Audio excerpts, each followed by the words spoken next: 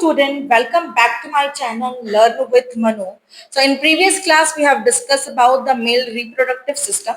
Mainly in today's class we'll explore the female reproductive system and we are going to do the oogenesis, the explanation for your menstrual cycle and all the important concept of this chapter.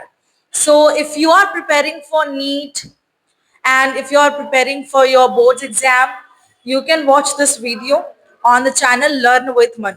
So let's begin with the topic today. So in yesterday's class, we have discussed all the parts but we have left with the glands. So today we are going to discuss the glands. See, so we have three glands in the male. First is your seminal vesicle, your prostate gland, and your bulbourethral gland. Hope I'm audible to everybody. So here, seminal vesicle is present in paired. So we have one paired gland and another we have unpaired gland.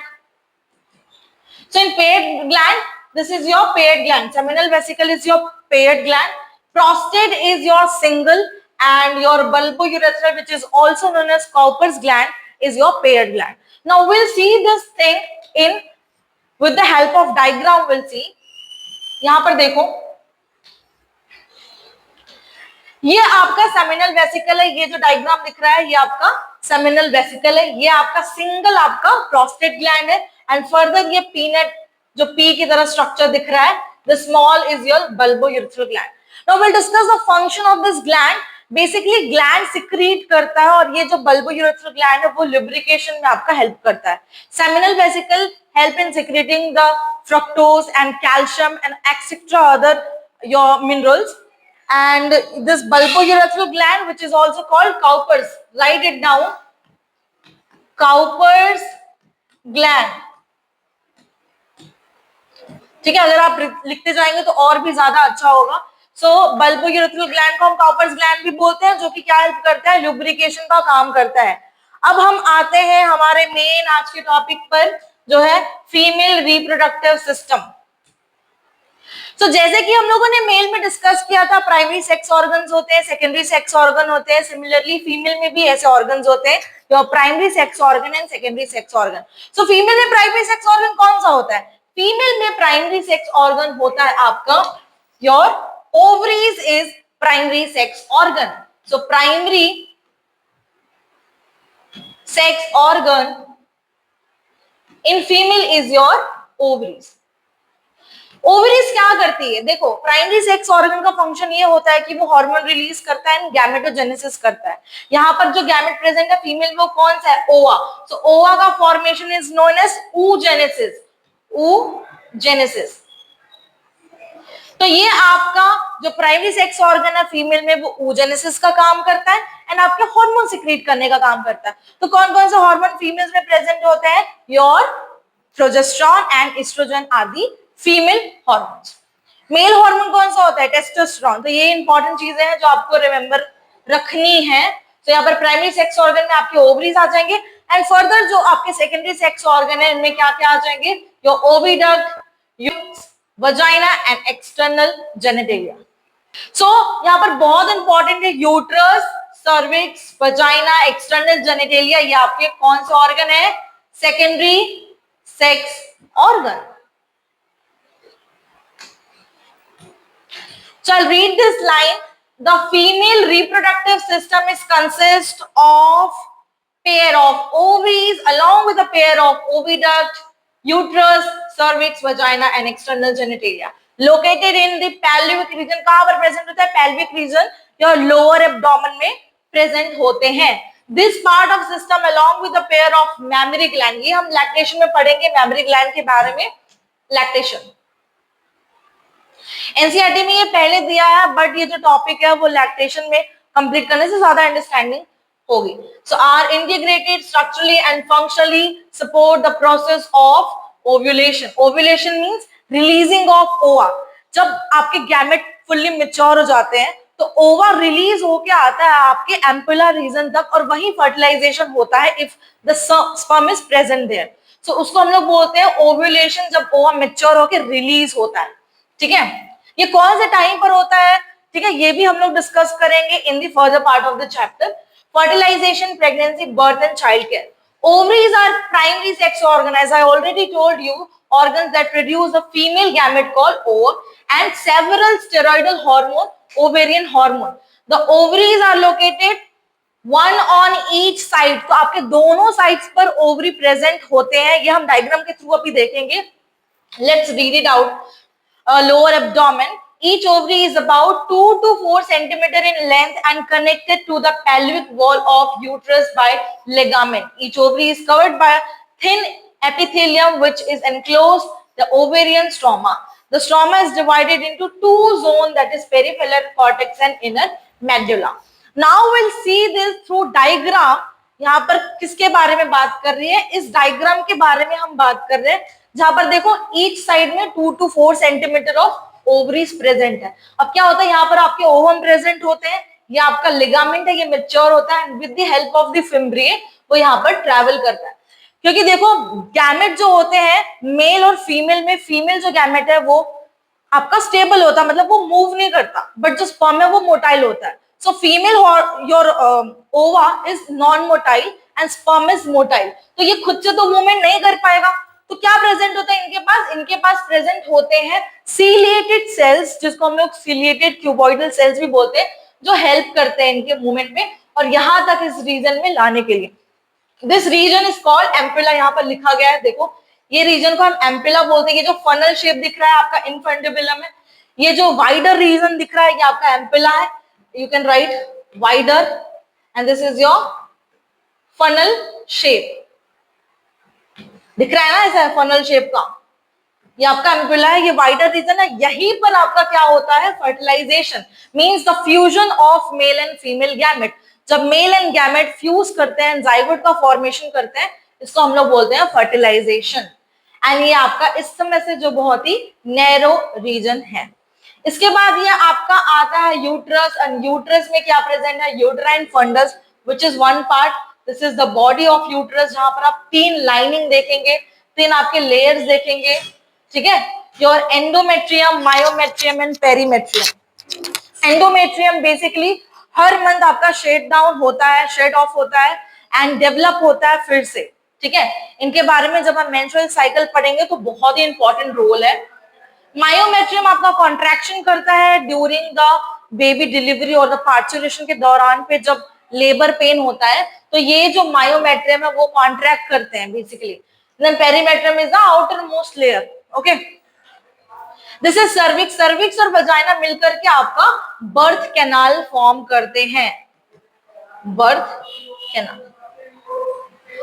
So, आपका implantation कहां पर होता है, as we have discuss. तो implantation आपका इस lining में, inner lining में होती है, जो आपका एंडोमेट्रियम है. सो अगर कोई फीमेल प्रेग्नेंट है या कंसीव कर रहे हैं तो उनका एंडोमेट्रियम की लाइनिंग शेड ऑफ नहीं होती है. इसीलिए जो पहला इंडिकेटर है प्रेगनेंसी का, that is absence of menstrual cycle. वहां पर एंडोमेट्रियम की लाइनिंग जो है वो शेड ऑफ नहीं होती है और वो मेंटेन रहती है with the hormone called progesterone, जिससे जो फीमेल है वो कंसीव करती है. सो इम्प्लांटेशन से लेकर के फर्दर जो एम्ब्रियोनिक डेवलपमेंट है वो इस वोम में, इस रीजन में होगा. अंडरस्टूड. तो ये डायग्राम बहुत इंपॉर्टेंट है और जो जो मैंने पॉइंट्स बताए हैं वो भी बहुत ज्यादा इंपॉर्टेंट है, प्लीज याद रखिए. सो with this diagram we are into the part of the oviduct called ampulla. See, the part of the oviduct called ampulla, the last part of the oviduct is isthmus, has a narrow lumen and join the uterus. तो ये सब मैंने आपको बता दिया. The uterus is a single and it is also called womb. The shape of the uterus, ये क्या होता है, inverted pear shape होता है. So like an inverted pear, it is supported by a ligament attached to the pelvic wall. The uterus open into vagina through a narrow cervix. The cavity of the cervix is called cervical canal, which along with vagina forms a birth canal. As I told you, birth canal किससे बनेगा, आपके cervical canal, basically आपके cervix से cervical canal along with the vagina. Okay, ये आपका क्या form करता है, birth canal. इससे क्वेश्चन पूछे गए, इंपॉर्टेंट है. The wall of uterus has 3-layered tissue, which is very important. The external thin membrane is perimetrium. Perimetrium means in the periphery, in the outskirts और साइड्स में, ठीक है। Your perimetrium, middle is thick, ये कैसे होते हैं, thick होते हैं, स्मूथ मसल्स के होते हैं।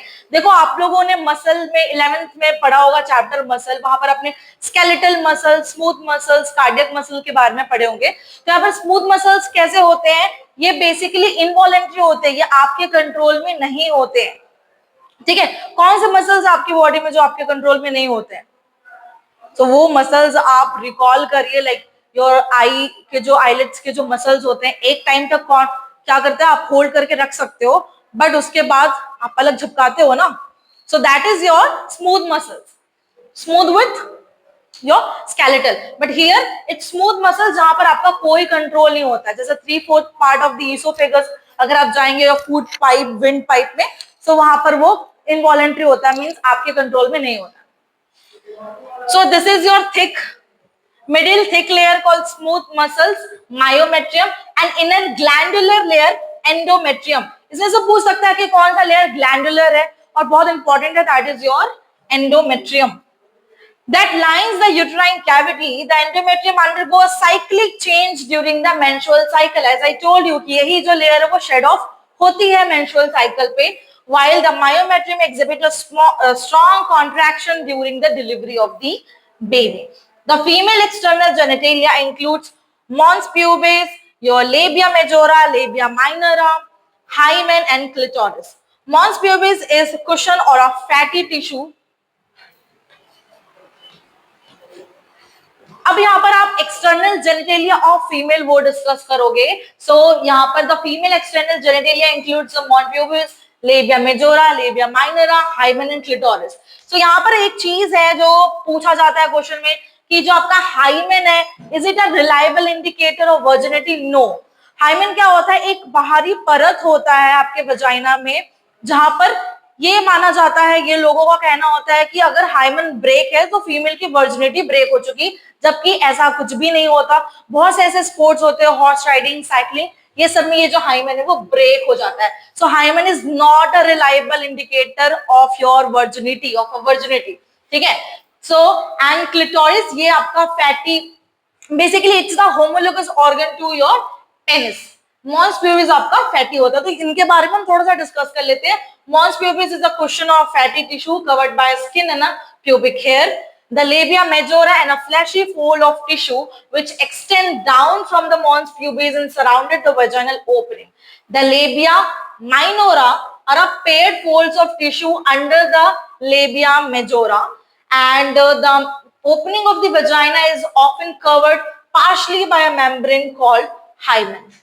The clitoris is a tiny finger-like structure which is lined up upper junction to the labia minora and minora. Above the urethral opening, the hymen. See यहाँ पर ये important है. The hymen is often torn during the first coitus. Okay, first coitus के दौरान chances होते हैं कि आपका जो hymen है वो break हो जाए, but however, it can also be broken by sudden fall, jolt, insertion, or vaginal tampon. Active participation in some sports like horseback riding, cycling, etc. In some women, the hymen persists even after the coitus. In fact, the presence or absence of hymen is not a reliable indicator for virginity or sexual experience. So this was the important part of this chapter. तो यहाँ पर कुछ homologous organ होते हैं, जैसे आपका clitoris होता है, वो पेनिस से होमोलोगस होता है, ओके, जो सेंसिटिव होता है बेसिकली।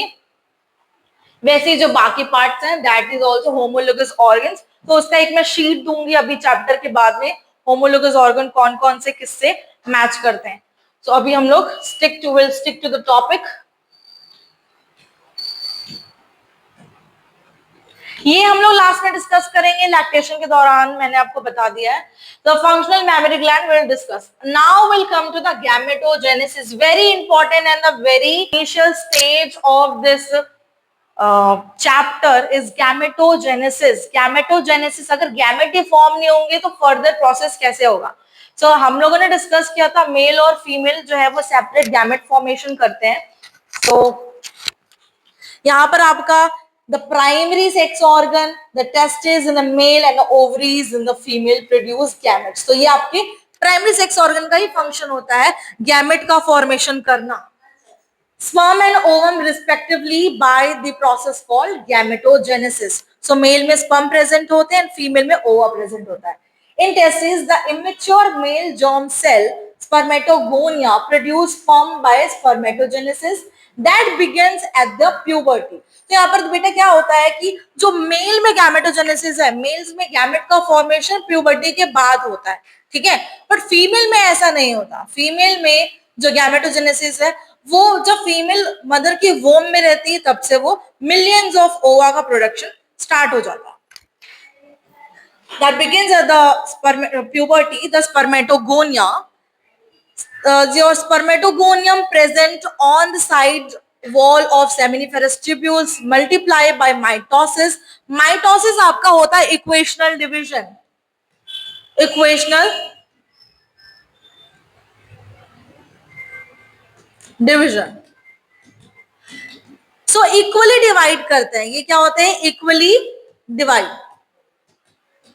फॉर एग्जाम्पल यहाँ पर अगर किसी की प्लॉइडी 2n है तो वो 2n ही रहेगी, अगर किसी की प्लॉइडी n है तो n ही रहेगी. ओके, सो माइटोसिस का मतलब इक्वली डिवाइड करना and increase in number. Each spermatogonia is diploid and contain 46 your chromosome. तो हर एक जो स्पर्मेटोगोनिया होता है उसके पास 46 क्रोमोसोम्स प्रेजेंट होते हैं, जिसमें से 20 बेसिकली टोटल कितने होते हैं? 23 पेयर्स होते हैं. उनमें आपके 22 पेयर्स ऑटोसोम्स होते हैं एंड आपका एक पेयर जो होता है वो आपका सेक्स क्रोमोसोम होता है जो सेक्स डिटर्मिनेशन में हेल्प करता है. Alright, some of these spermatogonia called primary spermatocytes periodically undergo meiosis. So पहले क्या होता है? स्पर्मेटोगोनिया होते हैं, फिर वो प्राइमरी स्पर्मेटोसाइट्स बनाते हैं. ये हम थोड़ा डायग्राम से एक बार देखते हैं. Wait, I'll show you the diagram.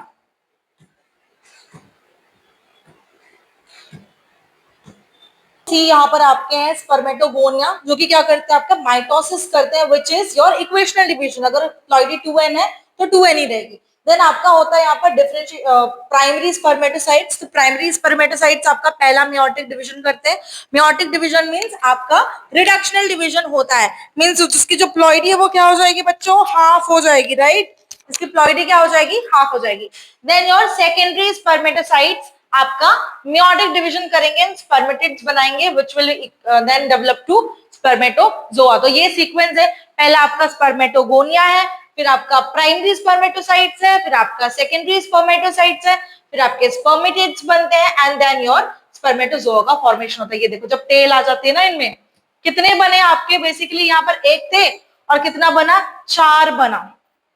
कितने मियोटिक मियोसिस एंड मियोटिक लगे? तो पहला आपका माइटोसिस लगा, देन आपके मियोटिक डिवीजन 1 एंड 2. ठीक है, तो ये आपको याद रखना है. सो यहाँ पर क्रोमोसोम्स कितने थे पहले?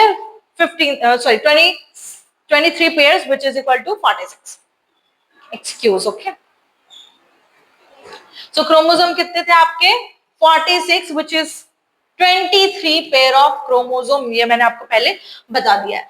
यहाँ पर oogonia होता है, ये फीमेल का है. दिस इज ऑफ मेल बेटा. तो मेल में अगर आपको पूछेगा कितने मियोटिक डिवीजन और माइटोसिस होते हैं तो आप बता सकते हैं आपका एक आपका माइटोसिस होता है और आपका होता है meiosis 1 and meiotic division means meiosis 2. So आपके oogonia क्या करते हैं? माइटोसिस करते हैं. यहाँ पर देखो ये फीटल स्टेज में जब बेबी का जो बेबी है वो वोम से बाहर नहीं आई, मींस पार्चुरेशन नहीं हुआ है बेबी का, स्टिल क्या होता है जब विमेन के वोम में रहती है आपकी गर्ल चाइल्ड तो उनमें ओवा का फॉर्मेशन जो है पहले ही स्टार्ट हो जाता है. इसको हम लोग बोलते हैं. फिर उसके बाद आपका मियोटिक डिवीजन माइटोसिस करके बेसिकली प्राइमरी oocyte फॉर्म कर लेते हैं and then this will go to meiotic division. कब? जब बर्थ चाइल्ड जो आपका बर्थ होगा मींस चाइल्डहुड स्टेज पे, जब प्यूबर्टी पे आ जाएगी फीमेल, तब उनमें क्या होगा? मियोटिक डिवीजन 1 होगा और सेकेंडरी oocytes फॉर्म होंगे. तो देखो मेल में जो प्रोसेस है वो कैसा हो रहा है? कंटिन्यूअस हो रहा है. राइट, कहीं पर स्टॉप नहीं हो रहा. मींस प्यूबर्टी से लेकर के वो लाइफ लॉन्ग चल रहा है। लेकिन फीमेल में जो प्रोसेस है वो कैसा है, डिसकंटिन्यूअस प्रोसेस है। मींस पहले आपका फीटल स्टेज में तो आपके ओवा का फॉर्मेशन स्टार्ट हो जाता है, लेकिन जब ओवा बेबी का बर्थ होता है तो कोई प्रोसेस नहीं होता। देन जब वो प्यूबर्टी पे आती है, देन आपके जो मियोटिक डिवीजन है वो स्टार्ट होते हैं, एंड देन सेकेंडरी वूसाइट वहां पर फॉर्म होता है। लेकिन जब फीमेल 50 एज में आ जाती है तो वो आपके सीज हो जाते हैं, मींस ओवा का कोई रोल नहीं रह जाता, कोई फीमेल जो है वो कंसीव नहीं कर पाएंगे अनटिल एंड अनलेस उसने अपने जो ओवा है वो सिक्योर किए हैं, सेव करे हैं, राइट। वो तो फर्दर कॉन्सेप्ट हो जाएगा which is not in your NCERT. So hope you have understood. तो यहाँ पर से देखो एक से एक ही ओवा बन रहा है, बट यहाँ पर से एक से चार आपके स्पर्म्स बन रहे हैं, चार आपके स्पर्मेटिड्स बन रहे हैं, राइट। तो ये आपको याद रखना है। कितने मियोटिक कितने मियोसिस डिवीजन हो रही है ये भी आपको याद रखना है, जो मैंने आपको ऑलरेडी डिस्कस कर दिया। अब एनसीईआरटी के थ्रू हम लोग फिर से जो लाइंस है वो पढ़ते हैं।